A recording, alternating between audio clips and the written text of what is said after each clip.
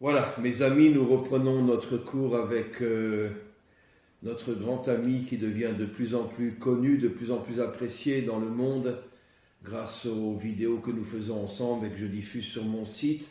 Ce sont vraiment des milliers et des milliers de personnes qui vous suivent aujourd'hui. Je ne dis pas qu'ils me suivent car c'est votre cours, ce n'est pas le mien. Et c'est toute ma fierté de pouvoir partager avec vous ces enseignements qui sont les vôtres bien sûr et qui ont une portée inimaginable. Aujourd'hui mes amis, on va commencer une nouvelle série de cours au sujet sur un livre que M. Ababou a écrit qui s'appelle « Le processus de mondialisation et l'être universel ».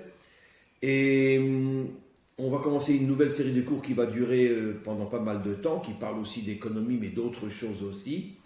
Ce livre, je le mettrai bientôt en diffusion sur mon site pour tous ceux qui veulent l'acheter. Pourront donc, on va organiser ça sur mon site, pourront donc le recevoir par courrier. Et donc voilà. Je laisse la parole à M. Ababou qui va lui-même présenter cette nouvelle série de cours. Et après, donc c'est de cette manière qu'on va procéder. Moi-même, je lis le livre vraiment fabuleux, extraordinaire. J'ai pas de mots pour, je veux pas le faire devant M. Ababou parce que ça ne se fait pas, mais en tous les cas, je sais qu'il n'entend pas ce que je dis. Je plaisante bien sûr. Un livre absolument extraordinaire. Et donc, je poserai moi quelques questions. Je lis le livre, je prépare quelques questions, je pose des questions à M. Ababou et M. Ababou répondra à ces questions. Voilà, je vous laisse introduire cette nouvelle série de cours. Bien, Rav, d'abord, je suis très heureux de vous voir. Bonjour, Boker Tov, comme on dit chez nous. Voilà un livre que j'avais écrit il y a quelques années, qui résume plusieurs dizaines d'années de réflexion solitaire, plusieurs dizaines d'années d'informations économiques. Et c'est un livre qui est pour le public, pour monsieur tout le monde. Et pour commencer, je voudrais faire deux introductions. Une introduction en fonction de deux citations et une introduction tout à fait personnelle. Alors je commence par la première citation de mon ami le professeur Elie Wiesel. J'ai eu la chance, l'immense privilège de connaître très bien M. Elie Wiesel. J'ai eu beaucoup d'entretiens assez approfondis avec lui. Et M. Elie Wiesel, si vous voulez, en annonce du jour de demain, du jour terrible de Yom HaShoah. Demain, c'est le jour de la célébration, malheureusement, de ce qui s'est passé avec la Shoah. Eh bien, ici en Israël, eh bien, je voudrais vous dire, Rav, ce qu'il m'a dit. À un moment donné, on parlait énormément de ça, et je n'y étais pas, bien entendu, je n'étais pas de cette génération, mais à un moment donné, je dirais, monsieur le professeur, s'il vous plaît, comment peut-on définir l'impossible? Comment peut-on comprendre cette folie? Qu'est-ce qui s'est passé? On ne peut pas définir, on ne peut rien dire. Seulement le silence. Un long soupir. Un long soupir, Raph. J'ai encore les larmes aux yeux. Lui-même a été déporté à Auschwitz. Oui, bien sûr, un long soupir. Il m'a dit comme ça. Il m'a dit, vous savez, M. Ababou, Fabien, je vais essayer de résumer l'insondable. C'était une création à l'intérieur d'une création. Et ça m'avait bouleversé. Je lui ai dit, mais qu'est-ce que ça veut dire? Il m'a dit, vous voyez, comme toute création, il y a des structures, il y a des systèmes de pensée, il y a des systèmes de valeurs, il y a un langage, il y a un non-dit, il y a une violence, il y a une solidarité, il y avait tout. Mais, à l'intérieur, il y avait leurs propres règles, leurs propres lois. Et cette création-là, elle a disparu lorsqu'on a été libéré. Et j'ai senti un voile se fermer. C'était une autre chose. C'était autre chose. Et voyez, Rav, ce qui est incroyable, c'est que le serpent de Bereshit, les forces d'Amalek, les forces de la haine, ont réussi, entre guillemets, bien entendu, parce que derrière tout ça, c'est Dieu le seul maître de l'histoire, il a réussi à, disons, faire sortir, entre guillemets, cette création à l'intérieur de la création. Et le Mashiach, c'est cet être, l'anti-serpent, si vous voulez, c'est cet être, cette équipe, ce mouvement qui va permettre, tout simplement, mais d'une manière radicale, de faire chouva au serpent. C'est-à-dire que lui aussi va créer une création sous les ordres de Dieu, bien entendu, c'est Dieu le seul créateur de l'histoire et de tout. Mais le Mashiach va réussir à faire ce qu'a fait le serpent, mais pour le bien, pour la construction. Vous savez que c'est d'autant plus incroyable ce que vous dites. Vous savez que vous êtes en train de dire en français exactement un enseignement de nos maîtres dans le Talmud, dans Maseret Sanhedrin, qui disent que le serpent, dans son essence, était censé être le plus grand ami de l'homme. Exactement. Simplement, son ego a fait qu'il voulait être au-dessus de l'homme et pas simplement l'aide de l'homme.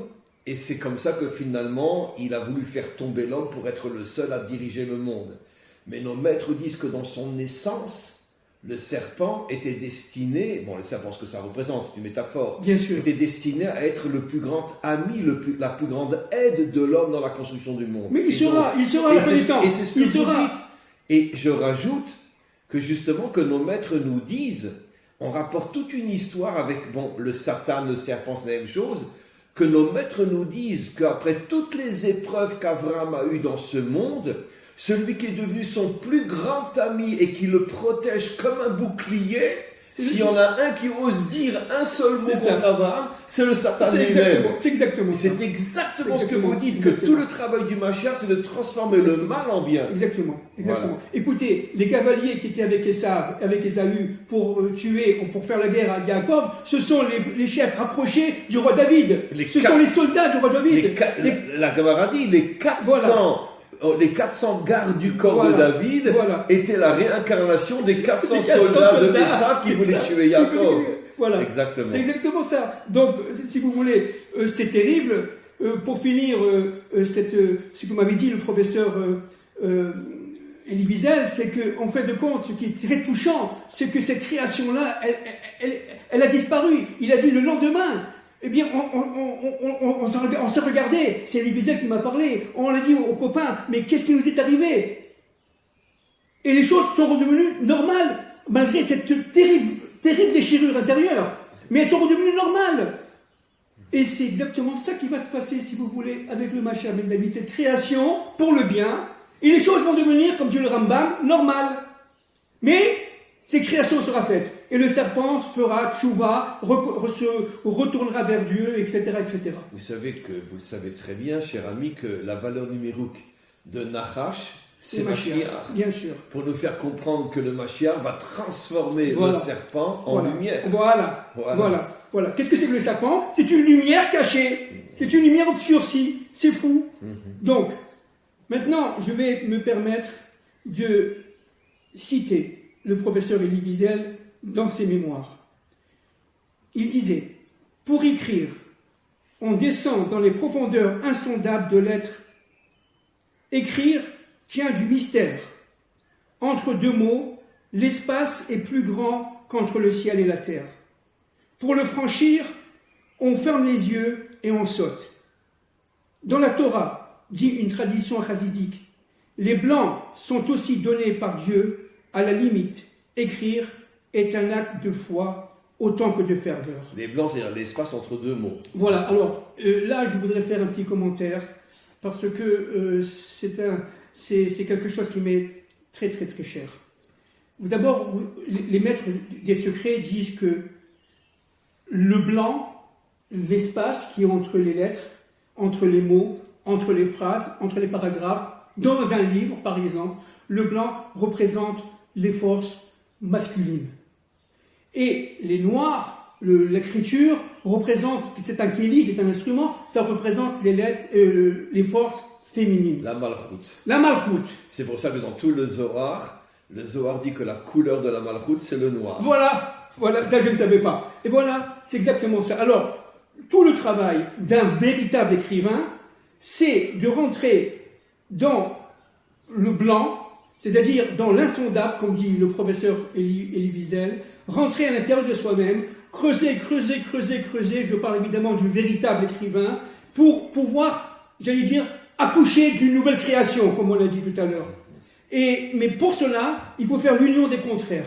Il faut faire l'union de la féminité, qui est extérieure, et l'union de la masculinité qui est intérieure. C'est-à-dire qu'il faut que le blanc masculin rentre dans le noir féminin. Et c'est ça l'écriture. Entre parenthèses, toute l'histoire, plus ou moins jusqu'à aujourd'hui, avec beaucoup de nuances, c'est la guerre entre les blancs et les noirs, sur le plan des peuples. Mais bien sûr, ça veut dire que c'est très bon. Absolument. Je l'ai pas vu. Encore hier soir, je donnais un cours à mes amis africains, on a reparlé de cette notion aussi, et finalement, dans l'histoire humaine, le conflit entre les blancs et les noirs, que les blancs ont transformé les noirs en esclaves, c'est finalement exactement ce que vous dites, c'est la déchirure du couple, la déchirure de l'humanité. Exactement. Voilà. C'est exactement ça. D'ailleurs, comme l'homme, pendant toute l'histoire, a écrasé la femme et l'a transformée en servante. Mais c'est pour ça que les Africains ont souffert, j'allais dire presque autant que nous. Parce qu'ils représentent la dimension féminine. Voilà. Et nous, on représente la dimension masculine. C'est-à-dire que nous, on est capable de rentrer dans le profond de la création pour pouvoir faire sortir, grâce à la Torah, de faire sortir cette substantifique moelle. Et ça, la donner au peuple. Mais pour cela, on a besoin de l'Africain. C'est-à-dire, c'est l'union entre... C'est fou. C'est l'union entre... On n'en a jamais parlé ensemble et vous sortez dans votre bouche exactement les mots que j'explique à mes amis africains. Je leur ai dit hier soir, le Zohar explique que quand le Mashiach va se dévoiler, les premiers qui vont se joindre à lui viendront des nations. Exactement. Encore plus qu'Israël lui-même. Exactement. C'est fou ce que le Zohar dit. C'est exactement. Et il y a d'autres textes qui disent que la majorité de ceux qui, dans un premier temps, se joindront à lui pour l'aider à réparer le monde, seront des Africains. C'est ça. C'est exactement ça. Et c'est pour ça que Moshe, sa première épouse, était une Africaine. Exactement. Il a commencé le tikkun. Exactement. Parce qu'il a reçu de Dieu tout simplement l'ordre de commencer la réparation, le tikkun d'Adam Arishon. Bien sûr. C'est fou. Alors, ce qui est très important de comprendre là, c'est que pour pouvoir écrire, il faut réunir le contraire. Il faut former un couple entre la réunion des contraires, partie ferrette, hein, le couple entre le noir et le blanc. Ça, c'est une première chose. Une deuxième chose, il ne faut pas avoir peur de rentrer à l'intérieur de soi-même. C'est-à-dire qu'il y a un travail d'accouchement incroyable. Je parle du vrai écrivain, bien sûr. Toute l'idéologie occidentale fait tout pour empêcher, sortir l'homme de lui-même. Voilà. Surtout que tu ne saches pas qui tu es. Voilà. Tout ce que veut faire le mal, j'allais dire le serpent, c'est de nous empêcher de faire cela. Ça, c'est le but absolu, c'est de nous empêcher de savoir qui nous sommes à l'intérieur de nous-mêmes. C'est pour ça que Rabbi Nachman explique que l'un des moments les plus importants dans la vie d'un homme tous les jours, c'est Hitbodedut, qui veut dire, ça vient du mot boded, se retrouver avec soi-même. Se retrouver dans son intériorité. C'est-à-dire faire l'union entre le côté féminin, qui est sa femme, et le côté masculin, si on est un homme, et réciproquement. Alors, la deuxième chose, là, c'est un livre qui est très ancien, qui a été écrit par un très bon ami à moi, qui s'appelle toujours Monsieur Abraham Alain Abessera, qui est docteur, qui est médecin, un grand médecin d'ailleurs, on a travaillé ensemble sur il était en Israël, il est reparti en France, il va de temps en temps. Bon, après, c'est une très longue histoire. C'est un neveu de Baba Saleh, hein, Abessera. D'accord ? Et regardez ce qu'il dit. On a travaillé beaucoup à ce moment-là, il y a une trentaine d'années, sur le langage universel. Comment Adam Arishon parlait avec Hachem ? Alors, on parle de l'hébreu, évidemment. Mais regardez, et on va essayer de... Vous en parlez dans votre livre d'une manière extraordinaire, d'ailleurs, je l'ai vu. Comment au départ, il y avait une seule langue qui permettait une communication entre les hommes. Voilà. Et avec la tour de Babel, tout s'est morcelé et il n'y a plus de communication entre les hommes. C'est exactement ça. Alors regardez, je me permets de citer mon ami. Voilà. Les mots utilisés par chaque peuple sont autant de pièces d'un immense puzzle qui, une fois reconstituées, forment une langue universelle. Une langue naturelle aux propriétés remarquables et où les mots, au lieu d'être de simples étiquettes, expliquent les objets en reproduisant leur substance. L'étude du langage, vu sous cet angle, devient alors non seulement un jeu de reconstruction, mais aussi une recherche et une acquisition de la connaissance. Alors, qu'est-ce que ça veut dire? En un mot, parce que on peut parler pendant vraiment des dizaines d'heures là-dessus, mais en un mot, qu'est-ce que ça veut dire? Ça veut dire que l'arc de vie, c'est l'arc de la parole. Il y a le tronc, qu'on appelle l'hébreu. Il y a les branches, qu'on appelle les langues qui lui sont afférentes, qui lui sont rapprochées. C'est pour ça que Moshe a traduit la Torah en 70 langues. Voilà. Et en combien qu'il y avait vous allez prendre ce que j'allais dire, vous avez pris ce que j'ai dit, il y avait 70 branches. Qui sont les 70 facettes qui sont de la Torah. les 70 facettes de la Torah, et avec les 70 peuples. Chaque peuple a une facette de la Torah. Magnifique. Donc, ce qui est fondamental, c'est de reconstituer le langage universel à partir de ce tronc qui est l'hébreu. Mais l'hébreu, n'oublions pas, ce n'est pas l'hébreu qu'on pense aujourd'hui. C'est l'union, c'est fou. C'est l'union à partir de l'hébreu de toutes les langues. Faire l'union de tous les langages. Et ça, évidemment... Mais la langue originelle, d'après notre tradition, était l'hébreu. C'est l'hébreu. Tous les hommes parlaient l'hébreu. Oui. Pas l'hébreu d'aujourd'hui, qu'on parle à Tel Aviv. C'était un hébreu d'un niveau beaucoup plus haut, qui était au départ la langue universelle, jusqu'à la tour de Babel. Exactement. Adam Arishon, tout à fait juste, Raph. Adam Arishon parlait avec Akadosh Baruch Hu en hébreu. Mais en hébreu, pas de Tel Aviv, pas de Jérusalem d'aujourd'hui. C'est un hébreu qui faisait l'union de toutes les langues. Qui contenait toutes les langues. Comme Israël, le microcosme de tous les peuples. Exactement. Israël n'est pas un peuple en soi, mais la réunion microscopique de tous les peuples. Exactement. Donc l'hébreu est la réunion de toutes les langues. Exactement.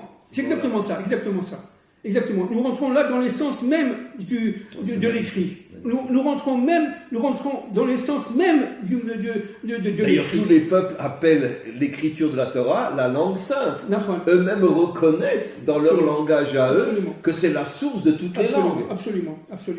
Alors donc, ça a été pour moi un travail très important. Je me vois encore à Paris, à l'époque, en train de sortir de la Sorbonne et d'essayer de comprendre ce qu'a dit le professeur au niveau extérieur, le côté féminin, et de pouvoir faire rentrer ça dans mon être intérieur. Et c'est un travail incroyable. Je me vois encore boulevard Saint-Michel faire les 100 pas 1000 fois pour pouvoir comprendre ce qu'a dit tel ou tel propos, telle ou telle analyse extrêmement théorique. Et ça, c'est un travail qui se répercute dans ce petit livre qui me paraît tout simple. Tout simple. Bon, vous avez un grand défaut si vous êtes trop humble. Je plaisante en disant un grand défaut. C'est la plus grande des qualités. Parce que, sincèrement, ce que vous êtes, avec une telle humilité, j'oserais presque dire que vous êtes une sorte de représentant de Moshe Rabbeinu dans cette génération, qui était lui-même un homme immense sur lequel la Torah dit le plus humble des hommes. Et c'est votre grandeur, justement. Alors, Père, je peux vous poser une question? Alors, à nouveau, je voudrais dire que ce livre qui va bientôt être diffusé sur mon site, entre autres, est un livre absolument fabuleux, extraordinaire, qui révèle des choses vraiment d'une profondeur et dans un langage inimaginable.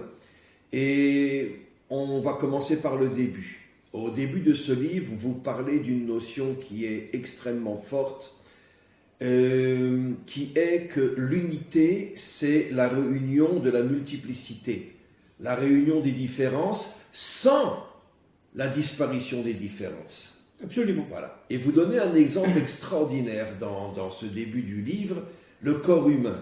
Ça m'a passionné. Il y a différents membres qui ont tous une fonction qui est des fois l'extrême opposé d'un autre membre. Par exemple, le foie, le cœur, les jambes, les pieds, le cerveau, les 3 parties du cerveau dont vous parlez, etc. Ça m'a aussi passionné, le côté droit, le côté gauche. Je pense qu'on en reparlera dans un autre cours. Et donc, l'être est constitué de différentes parties qui sont très différentes les unes des autres, qui ont des fonctions très différentes les unes des autres, mais qui ne peuvent pas exister sans l'apport et l'aide des autres parties différentes. Et vous expliquez que c'est ça que l'homme est finalement, d'une certaine manière, le représentant de l'unité fondamentale, puisque lui-même étant composé de parties différentes, mais qui s'aident toutes entre elles pour permettre à l'homme de vivre. C'est quoi la maladie, vous expliquez? Quand justement il n'y a plus d'aide entre les différentes parties du corps, et une partie du corps qui ne reçoit plus d'aide meurt, ça amène la mort à l'intérieur de tout l'être humain. Et vous avez expliqué que le système économique et le système des peuples devraient fonctionner justement sur le système du corps humain, que chaque peuple devrait comprendre qu'il n'est pas toute l'humanité, qu'il n'est qu'une petite partie d'un puzzle et qu'il a besoin des autres, pareil pour l'économie, etc. Ça, c'est, on pourrait dire, un petit peu la vision messianique des choses, telle qu'on la vivra un jour. Malheureusement est venue la faute de Adam Arishon, et vous expliquez que la faute de Adam Arishon, finalement, a déconnecté l'homme de l'unité, au point que chaque partie du puzzle, je le dis dans mon langage à moi, bien sûr, se croit être toute l'humanité et veut effacer tous ceux qui ne sont pas comme lui. C'est vrai sur le plan social, sur le plan économique, sur le plan religieux, n'en parlons pas, c'est peut-être là où on le voit le mieux. Chaque religion pense qu'elle est la seule qui doit s'imposer au monde entier et tuer tous les hérétiques qui ne suivent pas sa manière de voir les choses. Pareil dans le monde économique, les guerres, etc., etc., etc. Alors, et vous parlez bien sûr aussi d'Israël, qui est, comme on l'a expliqué, le microcosme de l'humanité tout entière.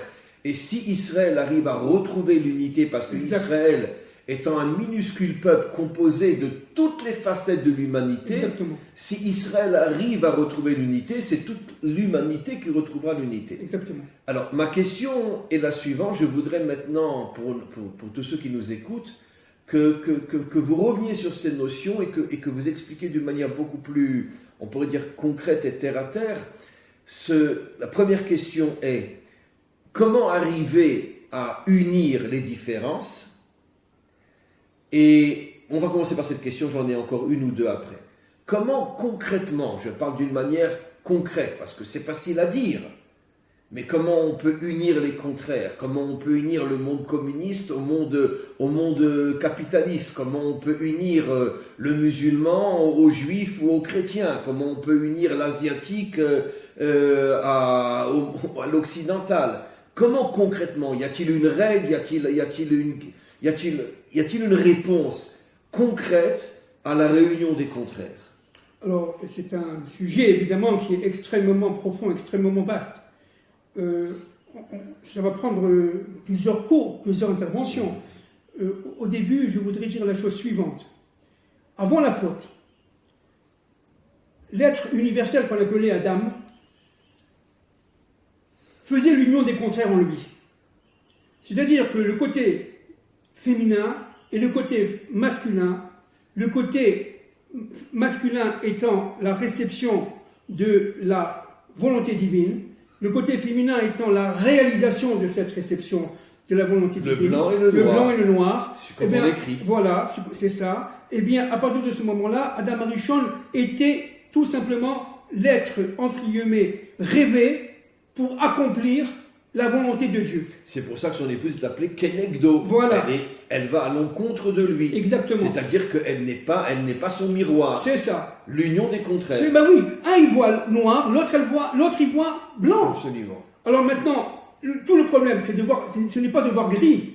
Le problème, c'est pas de voir gris. Alors d'unir les deux. Voilà. Alors comme une écriture. Exactement, exactement. Alors, qu'est-ce qui s'est passé? Il s'est passé que, évidemment, Dieu était partout dans le Pardès. C'est-à-dire, véritablement, il vivait carrément à l'intérieur de chaque être humain.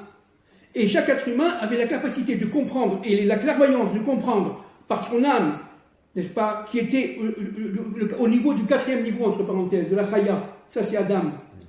Hein, au niveau de son âme. Il l'appelait Nefesh Chaya. Voilà, les 4 niveaux de l'âme. Voilà. Au niveau de sa Chaya, au niveau de son âme, il avait la capacité de comprendre la volonté de Dieu et de la réaliser par son côté féminin. C'était formidable. L'humanité est baignée, j'allais dire, dans l'huile. C'était le Pardès. C'est-à-dire que, excusez-moi, on pourrait dire l'homme pense et la femme réalise. Oui. Voilà. C'est exactement ça. Alors, l'homme pense, la femme réalise, mais attention, on va compliquer un peu plus. Dans l'homme, vous avez le côté féminin, et dans la femme, vous avez le côté masculin. Bien sûr. Alors, tout le problème, c'est que... Alors, comment ça va se passer? Il va se passer de la manière suivante. Il faut que l'homme fasse en lui et la femme, fasse en elle l'unité. C'est-à-dire qu'il faut que chacun arrive à sa propre unité. Pour arriver à sa propre unité, il faut d'abord que chacun puisse recevoir de Dieu la connaissance, et son côté féminin à l'homme va tout simplement réaliser, et réciproquement pour la femme. Alors, c'est quoi un couple idéal? C'est quoi un zivou, comme on dit en hébreu idéal? C'est le côté féminin de la femme qui va aider le côté masculin de l'homme, parce que la femme, c'est le miroir de l'homme. Vous comprenez? Et alors, le serpent est rentré, et qu'est-ce qu'il a fait? Il a cassé le processus intérieur. Il était à l'extérieur, il est rentré dans la femme, et il est rentré à l'intérieur carrément du couple, pour faire sauter toutes les barrières. Ils se sont séparés pendant 130 ans. Et ils se sont séparés pendant 130 ans, et à partir de ce moment-là, c'est toute l'histoire. C'est-à-dire qu'en fin de compte, c'est quoi l'histoire de l'humanité? C'est tout simplement essayer de reformer ce couple, ce couple initial, premier, et qui va tout simplement se reformer avec le Mashiach ben David. Chava va revenir, Adam va revenir, et il va y avoir le couple parfait. C'est pour ça que le tombeau d'Abraham... Mashiach et sa femme sont la réincarnation d'Adam et Ève. Absolument juste. Donc, tout ce qu'il faut comprendre, c'est que cette capacité de faire l'union, on l'a en chacun d'entre nous. Je parle de Adam qui a la capacité de connexion. Tous les hommes, entre guillemets, ne sont pas forcément Adam. Adam, c'est un être qui a la capacité de connexion, Rav. C'est-à-dire, ça veut dire quoi de capacité? Zachar et Nekeva, il est masculin et féminin. Voilà. La capacité de connexion avec l'au-delà, avec Akadosh Baruch Hu, avec la volonté première. Mais Akadosh Baruch Hu, ce qu'il veut, c'est que Adam revienne pour pouvoir être présent dans ce monde. Bien sûr qu'il est présent, mais pour pouvoir se révéler dans ce monde. Ish ve'isha zochim, shchina beinehem. Voilà. On parle toujours de la reconstruction du Beth Amikdash, pour que Dieu se dévoile. Voilà. Mais on oublie l'essentiel. Tout commence par la réussite du couple. Voilà. Nos maîtres nous disent, lorsque l'homme et la femme sont méritants, ils réussissent leur couple, la présence divine est au milieu d'eux. Exactement. Bien avant le temple. Exactement. Le temple n'est que le reflet de la réussite du couple. Exactement. Alors, encore plus fort que ça, le Ramchal, Zichrono Tzadik Libracha, a dit que le premier temple est masculin, le deuxième temple est féminin, le troisième temple est Zivogi, c'est le couple. Et c'est pour ça que les deux ont été détruits, voilà. Parce qu'il n'était que l'homme ou que la femme. Il n'y avait pas la possibilité de faire l'union. Vous comprenez? Alors maintenant, cet espace-là, vivez dans un espace, si vous voulez, avant la faute, grandiose, limpide, harmonieux. Chacun savait exactement quelle était la fonction de l'autre. Et surtout, on ne va pas le gêner dans son... Et chacun acceptait que l'autre soit son aide. Exactement. Et que chacun acceptait parce que sa fonction était complémentaire. C'est exactement comme l'organe humain, les organes humains, le cœur, le foie, etc. Sans le foie, le cœur ne peut pas fonctionner, et réciproquement. Mais aussi, attention, le petit doigt est très important, parce que si la main, elle est touchée, elle est blessée, eh bien, vous n'êtes plus tout à fait entier. C'est pour ça qu'un Kohen Gadol qui était blessé, etc., qui manquait un bras, il ne pouvait pas faire son travail. Parce qu'il fallait absolument reconstituer. Les Kohanim étaient, d'une certaine manière, les représentants de l'unité mondiale. Exactement. Donc, s'il y en avait un à qui il manquait une partie du corps, il ne pouvait plus exercer sa fonction. Exactement. Alors, donc, ce qui est fondamental de comprendre, c'est que dans ce monde-là, avant la faute, je dis bien avant la faute, on ne volait pas. Pourquoi voler? C'est pour ça que dans le Talmud, c'est marqué, si on vole un prouta, c'est comme si on volait 1 milliard. Pourquoi? Parce que ce prouta a été donné a été donné par Dieu à l'être humain, à mon frère, ok? Et à partir de ce moment-là, ce prouta, cette somme, ces centimes, cette personne avait besoin de cela pour pouvoir faire sa fonction. Si je la prends, non seulement je l'empêche de faire sa fonction, mais j'empêche de faire ma fonction. Parce que ce prouta n'était pas pour moi. Donc à partir de ce moment-là, si je vole, je détruis. C'est que nos maîtres disent dans le Talmud que voler, c'est comme tuer, c'est Exactement. comme assassiner. Exactement. Parce que si tu prends quelque chose à quelqu'un, tu le prives de la mission qu'il devait réaliser avec cette chose-là. C'est exactement. Exactement. Donc, avant la faute, les choses étaient en symbiose. Les systèmes étaient intégrés les uns par rapport aux autres. On ne cherche pas à le profit pour le profit. On ne cherchait pas à, si vous voulez, par la ruse, à utiliser l'autre à ses propres desseins, ont cherché tout simplement à réaliser la volonté de Dieu. Et c'est ça le monde du Mashiach. Le monde du Mashiach, c'est ça. Il ne faut pas croire que les peuples vont disparaître, que les religions vont disparaître. Les religions peut-être, sûrement. Mais en tout cas, je préfère dire, elles vont se nettoyer. Elles vont se nettoyer. Et voilà. elles vont garder voilà. l'essence positive qu'il y a dans chaque religion. C'est exactement ça. Elles vont se nettoyer, elles ne vont pas disparaître. Exactement. Elles ne vont pas disparaître, elles vont se nettoyer. C'est exactement juste. C'est-à-dire qu'en fin de compte, la souillure du serpent est rentrée aussi dans ce qu'on appelle, entre guillemets, les religions. Surtout les religions. Et surtout les religions. Mais pas seulement, Rav, dans les structures, dans les structures, on ne va pas recommencer, les structures financières, bancaires, économiques, sociales, les systèmes, le capitalisme, le socialisme, etc. Tout est, j'allais dire que tout est juste, mais tout est faux aussi. Tout est faux et tout est juste en même temps. L'arbre du bien et du mal. Voilà, c'est dans chaque chose, il y a du bien et il y a du mal. Et bien voilà, tout le problème, c'est d'essayer d'épurer tout cela. Ne pas dire que le communisme est nul, faux, etc.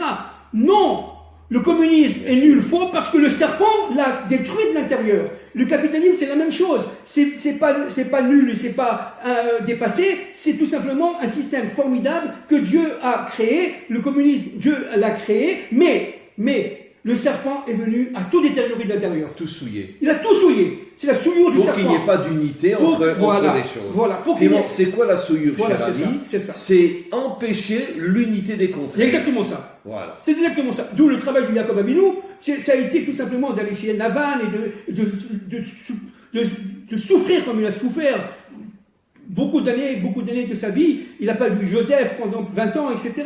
Pourquoi ? Quelle est la souffrance parce qu'avec Joseph, il faisait l'union des contraires. Joseph était masculin et il rentrait avec son père dans le Pardès. Pshat, Remez, Drash, Sod. Toutes les profondeurs de la Torah. Dans toutes les profondeurs de la Torah. Yaakov a étudié chez Ever. C'est écrit évidemment tout ça.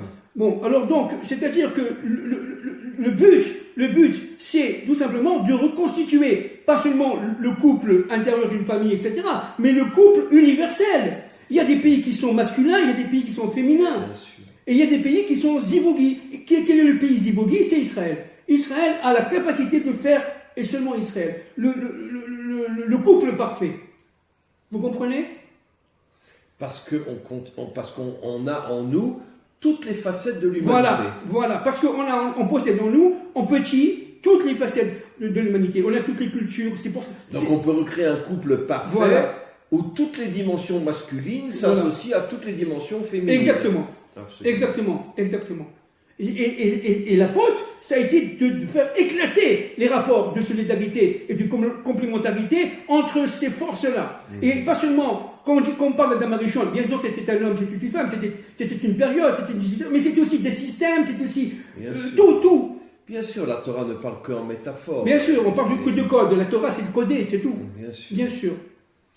Mais alors, encore une fois, concrètement, par quelle première étape faut-il passer pour arriver à prendre conscience que chaque partie de l'humanité a besoin de l'autre ? Eh bien, tout simplement, d'abord... Et juste pour ajouter, si Hachem a décidé qu'il y ait des blancs, des jaunes, des rouges et des noirs, n'importe qui a un minimum de conscience comprend que finalement c'est pour que ces 4 couleurs se complètent. Bien sûr.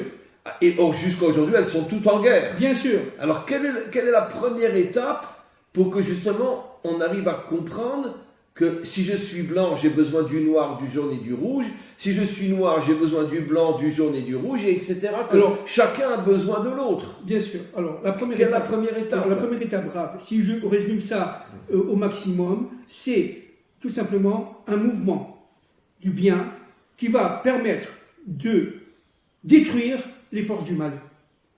C'est un combat de folie. C'est un combat de folie, mais qu'on va réussir. C'est-à-dire que véritablement, il va y avoir, grâce à Dieu, grâce, Baruch Hashem, à Internet et tout ce que vous voulez, ce mouvement de bien que les peuples vont se réveiller, etc., vont faire en sorte que les forces du mal vont être non plus agressives, mais une situation de défensive, jusqu'à qu'il va y avoir la guerre entre eux, etc., de manière à ce qu'elle tombe. Le serpent doit comprendre qu'il y a derrière tout ça un plan. Parce qu'il y a un plan derrière tout ça, Raph. Et évidemment, chacun des peuples va comprendre que le plan est un plan magnifique, universel, Mais pour qu'il se réalise, il faut qu'il y ait absolument la destruction des forces du mal. Et c'est ce qu'on est en train de faire maintenant. C'est intéressant parce que c'est exactement ce que le Rambam dit dans les 3 étapes de la délivrance. Première étape du Mashiach, Milchamot Hashem. C'est ça. Se battre pour le dévoilement d'Hachem contre toutes les forces du mal. C'est exactement ça. C'est vraiment la première étape Exactement. citée par le Rambam. Voilà. C'est la première étape. C'est-à-dire qu'en fin de compte, il s'agit par la parole de reconstituer progressivement l'art de la connaissance du bien, et non plus du bien et du mal, du bien dans l'acte de vie. Le mal étant tout simplement retransformé en bien, parce qu'à l'intérieur du mal, il y a le bien, bien entendu. Le mal, ce n'est qu'une écorce, ce qu'on appelle une clipa en hébreu. C'est pour ça que nos maîtres appellent le mal une clipa. C'est une clipa, c'est une écorce. Il faut comprendre que même dans le mal se cache un fruit. Mais bien sûr, hein, vous prenez une orange, l'écorce, elle est amère, on ne peut pas manger une écorce comme ça, c'est très difficile. On peut en faire une confiture, mais sinon c'est très difficile. Pourquoi? Parce qu'elle est là pour protéger le fruit.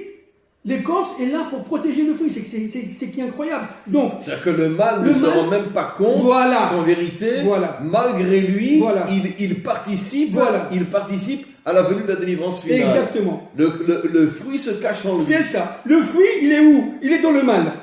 Il est dans le serpent. Alors c'est pour ça que, qu'est-ce que c'est que le Mashiach? C'est le serpent qui fait le chouva. J'allais dire le serpent noir qui devient blanc. On peut rigoler. Vous comprenez?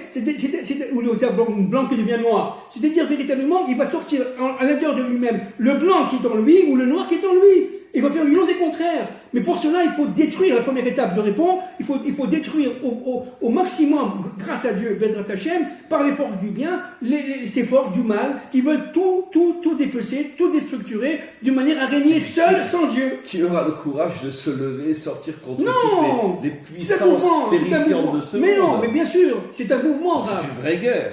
C'était une levée de boucliers de centaines de milliers de personnes dans le monde. De toute façon, il va y avoir la guerre de Gog et Magog. Donc on est bien d'accord que cette illusion que croient les gens, que va venir un Mashiach et tout ça, il va transformer le monde, tout ça c'est une pure imbécilité. Bien sûr. En vérité, comme le disent nos maîtres, le Mashiach sera entouré d'une armée de millions de personnes dont la majorité ne seront même pas juifs. Nahon. Exactement. C'est exactement juste. C'est ça. Et vous voyez... Vous voyez bien qu'il y a ce qu'on appelle le Or à Elion et le Or Makif. Et le Or Makif qui est féminin, d'accord? Donc ce Or Makif, c'est-à-dire cette lumière qui entoure, d'accord? Et bien c'est pour ça que la femme tourne 7 fois autour de son mari, sous la roupa. Elle tourne 7 fois pour dire moi je représente la lumière qui t'entoure. Voilà. Et qui ne se vient qui est comme un bouclier qui te protège. Voilà, absolument. Absolument. Et c'est pour ça qu'on tourne autour du Sefer Torah, Rav. On fait de la capote. Parce que là, à ce niveau-là, on est féminin. Et la Torah est en masculine. Mais bien sûr. Puisque c'est la parole de Dieu. Magnifique. Donc, vous comprenez? Nous aussi, on tourne autour de la Torah, bien sûr. Mais bien sûr, n'oublions pas ce qu'on fait les akafotes. Ça veut dire que la dimension féminine, c'est la dimension protectrice. Voilà. Absolument. Mais attention. D'ailleurs, vous savez ce que c'est? Qu'il y a une histoire absolument incroyable dans le Talmud. Il y avait un des plus grands maîtres du Talmud que vous connaissez bien sûr, Rav, qu'on appelle Rav, le maître. Bien sûr. Et il avait une femme qui était très méchante avec lui. Et des fois, en plein cours, elle rentrait et elle insultait devant tous ses élèves. Un jour, les élèves n'en pouvaient plus. Il y en a un qui s'est levé et il a dit « Mais maître, mais foutez-la dehors, d'accord, divorcez-la » Et il a répondu, Rav, il a dit « C'est vrai, elle n'est pas toujours gentille avec moi, mais je ne la divorcerai jamais. Pourquoi ? Parce qu'elle sait éduquer mes enfants et elle sait me protéger. » Exact. C'est exactement ça. Voilà ce qu'il a répondu. C'est exactement ça. Alors, j'accepte ses défauts parce que les deux qualités essentielles, l'éducation de mes enfants et elle sait me protéger. La femme, la vraie femme, je parle de la femme au sens thoraïque du terme, est une protection pour l'homme. Bien sûr. Mais il faut pour cela qu'elle se dégage elle-même du serpent, qu'elle enlève ce monde du désir ou du plaisir. Elle veut être belle, mais qu'elle soit belle pour son mari, pas pour les autres, etc., etc. Et c'est ça la faute. Donc elle se déshabille, non et non. Bien sûr. Elle doit être le plus proche de son mari, le plus net possible, parce que tout simplement c'est un rempart. La femme c'est un rempart contre les forces du mal. Vous comprenez? Parce que nous, on est bien plus faibles que la femme. C'est pour ça qu'elle s'appelle Or Makif, Voilà, la lumière qui nous contourne. c'est ça, c'est l'Or Makif. Donc Israël est la lumière Makif de la Torah, Voilà. et la femme est la lumière Makif de l'homme. Est-ce qu'on pourrait dire qu'au moment de la délivrance, les nations seront le Or Makif d'Israël? Mais oui, évidemment que oui. Mais oui, mais c'est ça. Puisque Israël sera le masculin et Voilà. les nations seront le C'est féminin. Donc elles seront les forces protectrices d'Israël. Elles qui nous ont Voilà. combattus pendant toute Voilà. l'histoire Voilà. vont devenir notre bouclier. notre bouclier, notre protection.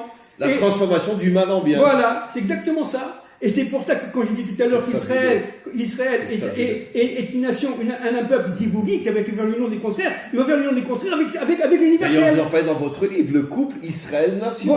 Voilà, c'est le couple Israël-Nation, exactement. Donc c'est qu'on commence d'ailleurs à voir aujourd'hui ce réveil incroyable au cœur des nations. Des milliers d'hommes et de femmes non juifs aujourd'hui commencent à s'intéresser à la Torah avec un amour inimaginable. Inimaginable. Parce que tout simplement c'est en eux. Parce que c'est en eux. Les 70 facettes de la Torah. Bien sûr. Bien sûr. Les 70 facettes.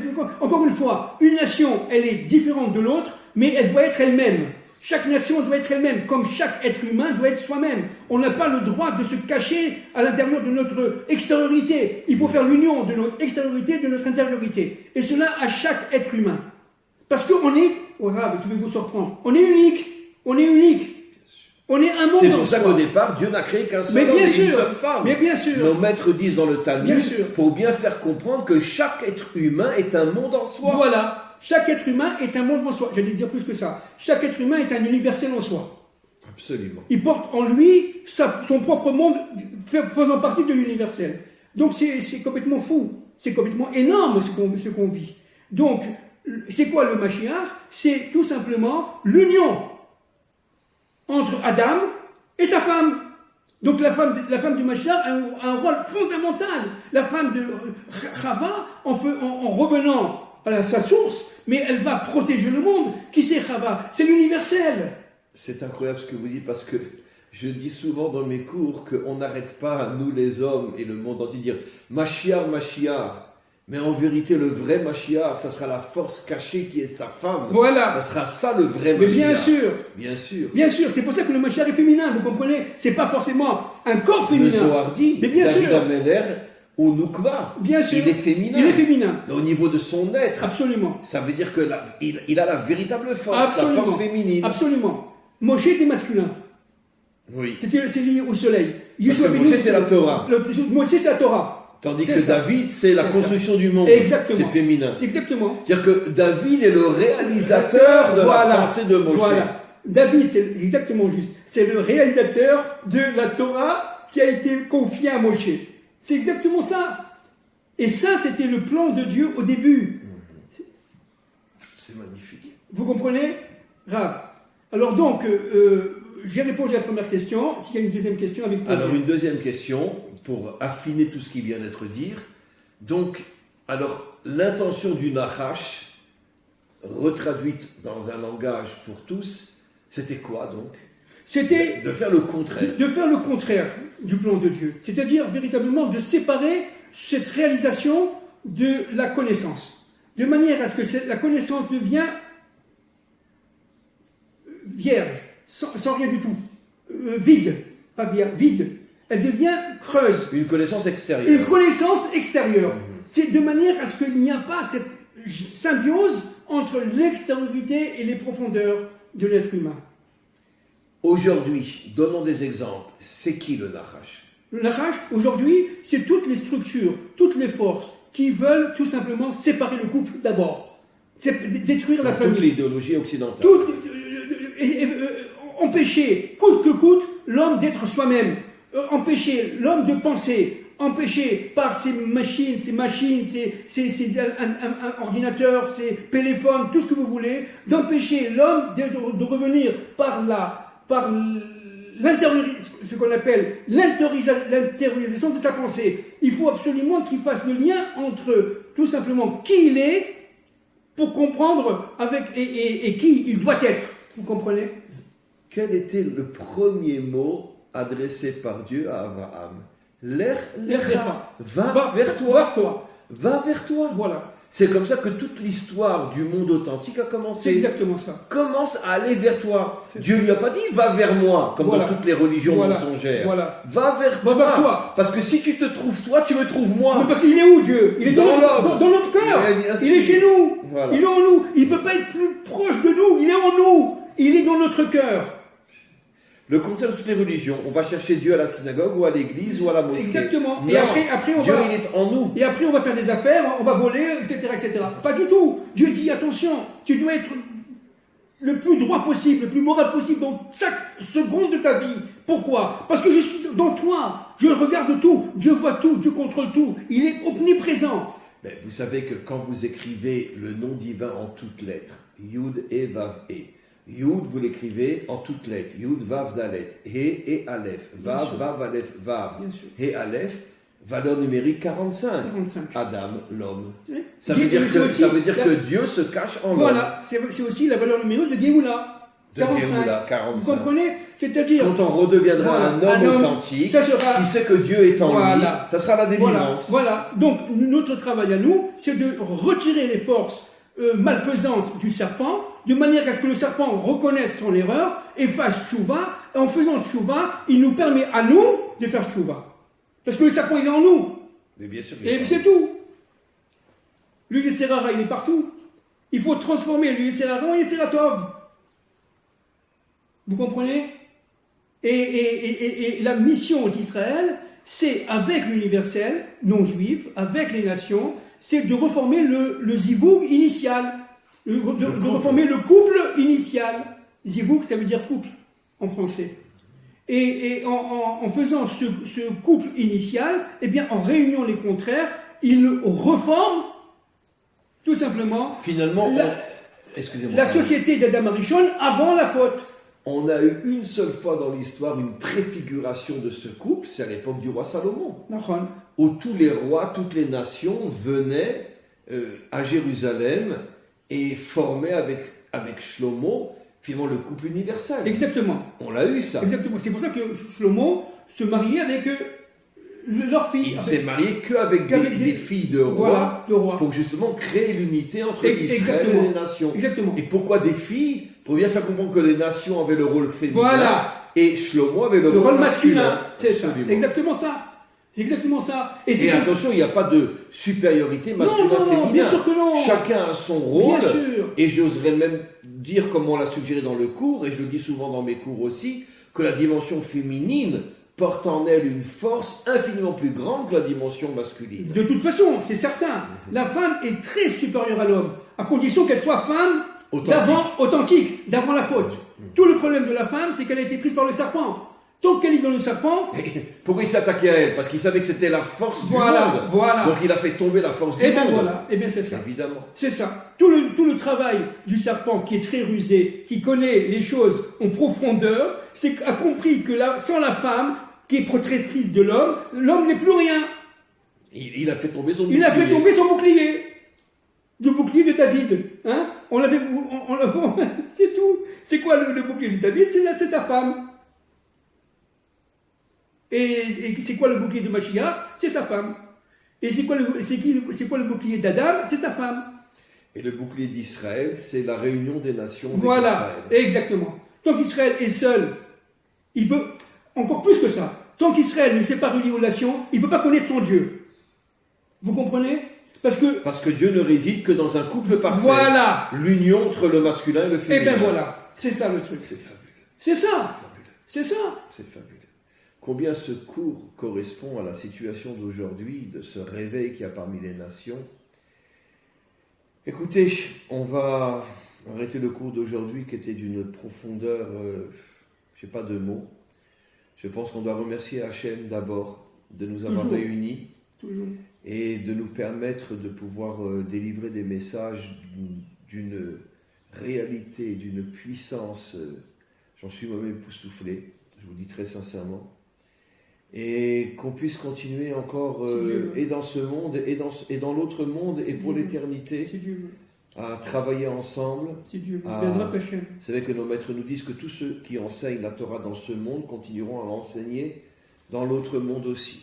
Donc apparemment, on aura un Internet spirituel dans notre monde, on continuera aussi à enseigner. En tous les cas, je ne cesse de remercier le monde de nous avoir permis de nous réunir et de faire ces cours absolument fabuleux.